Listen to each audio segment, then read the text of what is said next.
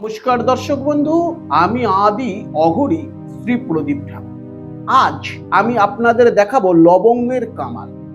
এই লবঙ্গ দিয়ে আপনি কিন্তু সর্বমত্র পাতাল ত্রিভুবন জয় করা যায় যদি সঠিকভাবে ক্রিয়া করা যায়। আজ আমি আপনাদের লবঙ্গের সাহায্যে দেখাবো জুয়ায় জয়লাভের টোটকা। জুয়া খেলতে যাচ্ছেন, যতগুলো লোকের সঙ্গে আপনি জুয়া খেলবেন সেখান থেকে আপনি জয় লাভ হয়ে ফিরে আসবেন। কি করতে হবে? যে কোনো বিজোড় দিনে আপনাকে যেতে হবে, অর্থাৎ ডেটটা যে কোনো বিজোড় দিন হতে হবে।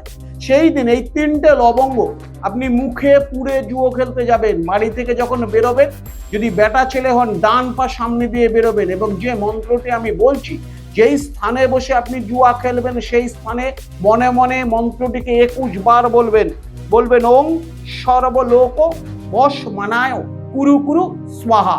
এই মন্ত্রটি 11 বার বলার পর একটি লবঙ্গ আপনি মুখে রাখবেন এবং দুটি লবঙ্গ আপনি যেখানে বসছেন তার উত্তর পূর্ব কোণে দুটি লবঙ্গ পায়ের নিচে চেপে রেখে আপনি জুয়া খেলতে বসুন।